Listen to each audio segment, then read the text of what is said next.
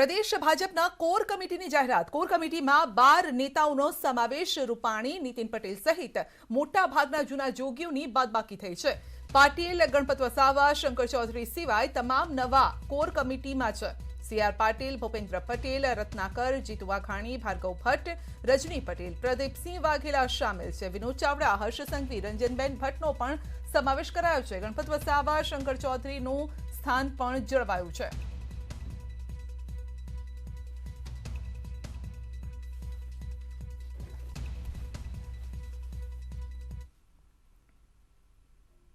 जूनागढ़ ने 1 फेब्रुआरीए नवा मेयर मळशे। वर्तमान मेयर धीरुभाई गोहेल 18 जान्युआरीए छेल्ला बोर्डना 877 करोड़ना कामो थयानी माहिती आपती बुकનું लोकार्पण કર્યું હતું। વિપક્ષ નેતાએ આંકડાઓ ખોટા હોવાનો આક્ષેપ કર્યો છે અને કહ્યું છે કે મેયર આંકડાઓની માયાજાળ રચી અને લોકોને મૂર્ખ બનાવી રહ્યા છે। છેલ્લા 2.5 વર્ષમાં વિકાસલક્ષી કામ જ નથી થયું। જેમાં ખાસ કરીને 533 करोड़ રૂપિયાના કામો કે જેમાં ભૂગર્ભ ગટર 310 કરોડની આવી જાય એ સહિત વોટર વર્ક્સના કામો 533 કરોડના અમારા 2.5 વર્ષના શાસન દરમિયાન કરવામાં આવ્યા છે। જેમાં અમુક પૂરા થયા છે, અમુક લોકાર્પણ થયા છે, અમુક ચાલુ છે અને અમુક સિદ્ધાંતિક મંજૂરી માટે ગાંધીનગરમાં પેન્ડિંગ છે। લોકોને પ્રાથમિક સુવિધાના નામે હજી 5 થી 6 દિવસે પાણી મળે છે, ગંદુ પાણી મળે છે, સફાઈ કોઈ વોર્ડમાં થતી નથી અને નરસિંહ મહેતા તળાવ બ્યુટિફિકેશનનું કીધું હતું એનું પણ હજી કંઈ કામગીરી હજી કાગળ ઉપર જ છે। 5 થી 7 વર્ષ થઈ ગયા, ઓવરબ્રિજની હજી કોઈ સુવિધા નથી મળી। એટલે આ બધી ખોટી વાતો કરી અને મેયરે જનતાને 2.5 વર્ષમાં મૂર્ખ જ બનાવ્યું। મેયરના ડેપ્યુટી મેયર સ્ટેન્ડિંગ વગેરે શાસનકાળ દરમિયાન રાજ્ય સરકારે ખૂબ મોટી ગ્રાન્ટ આપી છે, પરંતુ દુઃખની વાત એ છે કે 500 થી 800 કરોડની જે વાત છે એમાં અગત્યના કામ કહી શકાય એવા ઉડીને આંખે વળગે એવા કામો, પ્રજા જેને જોઈ શકે એવા કામો હજુ થયા નથી। 31 જાન્યુઆરીના રોજ જૂનાગઢને છે તે નવા મેયર મળશે। વર્તમાન મેયર છે તેણે એવો દાવો કર્યો છે કે અમે જે અમારી 2.5 વર્ષની ટર્મ હતી તેમાં કરોડો રૂપિયાના કામ પ્રજાલક્ષી કર્યા છે। ત્યારે વિપક્ષ કોંગ્રેસ કહે છે કે આ દાવાઓ છે સતત પોકળ છે અને ઉડીને આંખે વળગે તેવું એક પણ કામ થયું નથી। બીજી તરફ જોવા જાય તો જે મહિલા સશક્તિકરણની વાતો થઈ છે ત્યારે ચાલુ ટર્મમાં કોઈ પણ મહિલાને મહત્વનો હોદ્દો આપવામાં આવ્યો નથી। ત્યારે હવે પછીની બોડીમાં મહિલાને કોઈ મહત્વનો હોદ્દો મળશે કે કેમ તે પણ જોવાનું રહ્યું। Atul Vyas, news 18 Gujarati, Junagadh. Ramdev food product private limited company में कोरोना विस्फोट थयो छे। रामदेव फूड प्रोसेसिंग ना 669 कर्मचारीओनुं करायुं छे टेस्टिंग। 669 कर्मचारीओमांथी 183 कर्मचारीओ पॉजिटिव आव्या छे। कोरोना विस्फोट बाद कंपनी ने बंद करवी पड़ी छे। વધુ અપડેટ મેળવીશું સંવાદદાતા વિભુ પાસેથી। જી વિભુ, એક જ કંપનીમાં લગભગ 700 જેટલાનું ટેસ્ટિંગ કરવામાં આવ્યું અને 183 કર્મચારી પોઝિટિવ। સંધ્યા, જે રીતે કોરોના બેકાબુ બની રહ્યો છે ગુજરાતમાં અને 24 કલાકમાં 24,000થી વધારે જ્યારે કેસ નોંધાયા છે, ત્યારે હવે આરોગ્ય તંત્ર પણ એક્શન મોડમાં આવી ગયું છે કે જે કંપનીઓ હોય છે તેમાં કોરોનાની ગાઈડલાઇન્સનું પાલન થાય છે કે નહીં, અથવા તો જે કર્મચારીઓ છે તેના ટેસ્ટિંગ પણ કરવામાં આવી રહ્યા છે। ત્યારે ગઈકાલે જે ટેસ્ટિંગ કરવામાં આવ્યું હતું કે રામદેવ ફૂડ પ્રોડક્ટ છે તેને કંપનીમાં લગભગ 669 લોકોનું ટેસ્ટિંગ કરવામાં આવ્યું હતું, જેનાથી 183 કર્મચારીઓ છે તે કોરોના પોઝિટિવ આવ્યા છે અને તેના કારણે હડકંપ પણ મચી ગયો છે।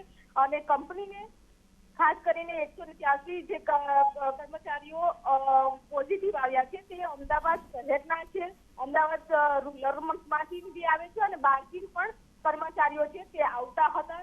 એટલે હવે તમામને હોમ આઇસોલેટ કરવામાં આવ્યા છે, સાથે જ કંપનીને પણ સેનિટાઈઝ કરવા માટે સૂચના આપવામાં આવી છે કે હાલ પૂરતી અત્યારે કંપનીને બંધ કરી છે।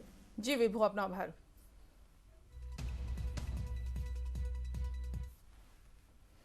आज राज्य सरकार की कोर कमिटी की बैठक सांजे મળવાની છે। मुख्यमंत्री निवासस्थाने आ बैठक મળશે। राज्य सरकार आज नवी गाइडलाइन जाहिर કરી શકે છે। વધુ નિયંત્રણો મૂકવા કે નહીં તેના પર કોર કમિટીમાં વિસ્તૃત ચર્ચા થશે। તો રાત્રિ કર્ફ્યુનો સમય વધારાશે કે નહીં તેના પર સૌની નજર છે।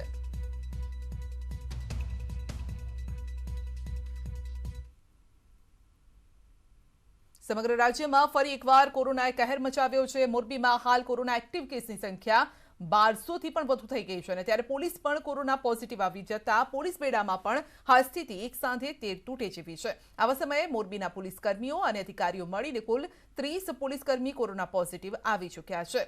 મોરબી એસપીએ લોકોને સાવચેત રહેવા કોરોના ગાઈડલાઈનનો અમલ કરવા માટે અપીલ કરી છે અને સાથે જ પોલીસકર્મીઓને પણ સાથ આપી પ્રજાના મિત્રને ખરા અર્થમાં મદદ કરવા માટે મોરબીની જનતાને ન્યૂઝ 18 ગુજરાતીના માધ્યમથી પણ અપીલ કરાઈ છે।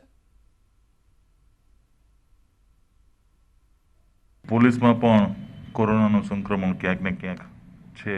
હાલ લગભગ 25 જેટલા પોલીસ અધિકારી કર્મચારીઓ કોરોના સંક્રમિત છે, જેઓ હોમ આઇસોલેશનમાં છે। મોરબી જિલ્લામાં કોરોનાને લઈને હાલ જે સ્થિતિ છે તે દિન પ્રતિદિન વધતી જઈ રહી છે, ત્યારે આજ સુધીમાં 7000થી વધુ કેસ આવી ચૂક્યા છે। ત્યારે બીજી બાજુ પોલીસ જે છે પોતાના ખડે પગે ફરજ બજાવી રહી છે। દ્રશ્યો હું તમને બતાવવા જઈશ।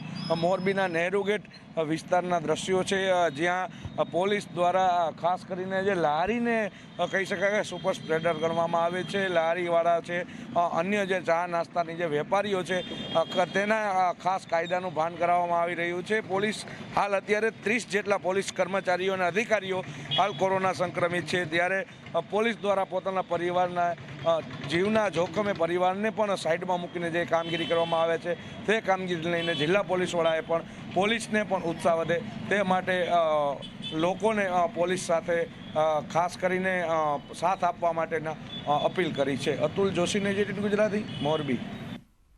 કોરોનાનું સંક્રમણ વધતા લગ્ન પ્રસંગ સાથે સંકળાયેલા વેપારીઓ ભારે મુશ્કેલીમાં મુકાયા છે।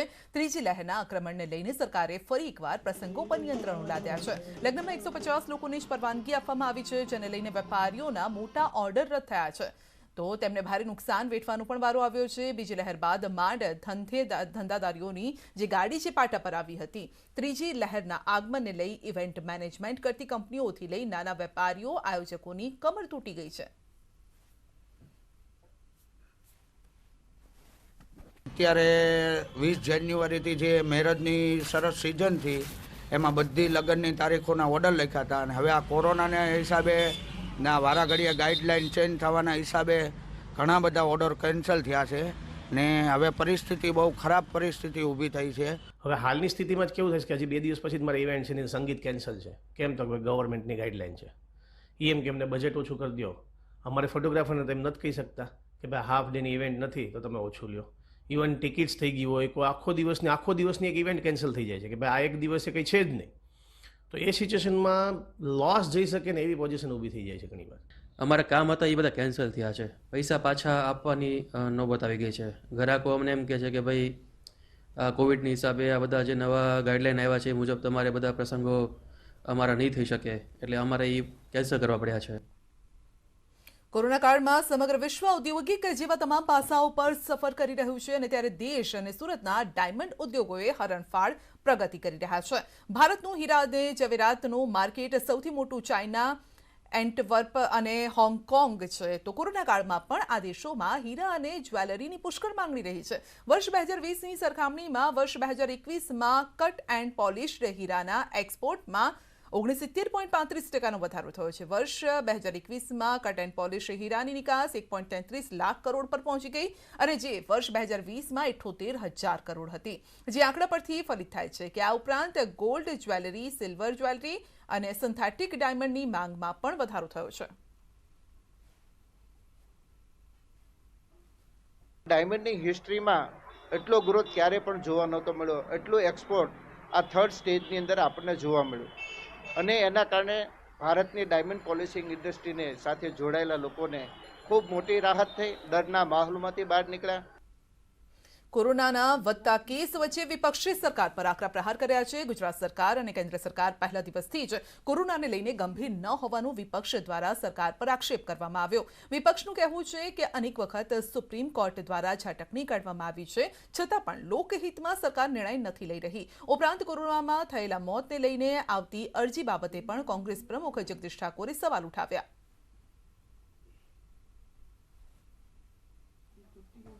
ગુજરાતની સરકાર કોરોનાની મેનેજમેન્ટમાં નિષ્ફળ નીવડી છે, એણે ઓછી ગંભીરતા દાખવી છે અને સમયસર નિર્ણયો લેવામાં કાચી પડી છે, પારદર્શકતા રાખી શકી નથી, આંકડાઓને છુપાવી રહી છે. આ તમામ બાબતો હવે સમગ્ર રાજ્યના લોકો અને સમગ્ર દેશના લોકોની સામે ખુલ્લી થઈને આવી છે. તો કોરોના પર રાજકારણ, મોતના આંકડા, સહાય પર કોંગ્રેસનો સવાલ. કોંગ્રેસના સરકાર પર આરોપ છે કે સરકાર મૃતક પરિવારોને અન્યાય કરી રહી છે. મૃતકોને સહાય માટે કોંગ્રેસ આગામી દિવસોમાં કામ કરશે. કોરોનાના નામે રાજકારણ કરે છે કોંગ્રેસ, તેવું ભાજપનું કહેવું છે કે તમારી પાસે બધી વ્યવસ્થા હોવા છતાં તમે નથી કરતા, એટલે તમે આ કોરોનાના મૃતક પરિવારને અન્યાય કરી રહ્યા છો. અમે લગભગ 250 તાલુકામાંથી 211 તાલુકાઓમાં મામલતદારશ્રીને યાદીઓ સાથે આવેદનપત્ર આપ્યું છે. મૃતકોને સહાય આપવાની વાત છે તો એફિડેવિટમાં જે એના વારસદારો છે એને સીધા જ બેંકમાં સહાય ડાયરેક્ટ ટ્રાન્સફર કરવામાં આવી રહી છે. કે કોરોનાની જો ખરેખર સંવેદનશીલતા હોત તો એમણે આ પ્રકારની વાત ન કરી હોત. ચૂંટણી આવશે ત્યારે કોને ટિકિટ આપવી, કોને ટિકિટ ન આપવી એમનો પ્રશ્ન છે, પરંતુ આવી સંવેદનશીલ બાબતમાં રાજકારણ ન કરવું જોઈએ એવું મારું માનવું છે. અમદાવાદ શહેરમાં મહિલાઓનું સુરક્ષા કવચ મજબૂત કરવા પોલીસ બેડાએ કમર કસી લીધી છે. અમદાવાદ શહેર પોલીસે સેફ સિટી પ્રોજેક્ટ અંતર્ગત હવે મહિલાઓની સુરક્ષા માટે ડિજિટલ માધ્યમ અપનાવ્યું છે. એટલે કે અમદાવાદ પોલીસે એક ઓનલાઈન સર્વે શરૂ કર્યો છે, જેમાં મહિલાઓ પોતાનો અભિપ્રાય ઓનલાઈન ફોર્મના માધ્યમથી પોલીસ સુધી પહોંચાડી શકશે. 360 ડિગ્રી વ્યૂ લેવામાં આવે એ રીતનું આ ફોર્મ તૈયાર કરવામાં આવેલ છે. અને જ્યારે આ સર્વે પૂર્ણ થાય છે પછી અમારી જે એનાલિટિકલ ટીમ છે એ બધી સમસ્યાઓનું એનાલિસિસ કરીને અને કેવી સમસ્યાઓ કયા વિસ્તારોમાં કઈ રીતથી થાય છે એનું અધ્યયન કરીને અને પછી અમે જે એક્શન પ્લાન બનાવશું આ એક્શન પ્લાનમાં એ ફીડબેક્સનો ઉપયોગ કરવામાં આવશે. બુલેટિનમાં આગળ વધીશું નાનકડા બ્રેક બાદ.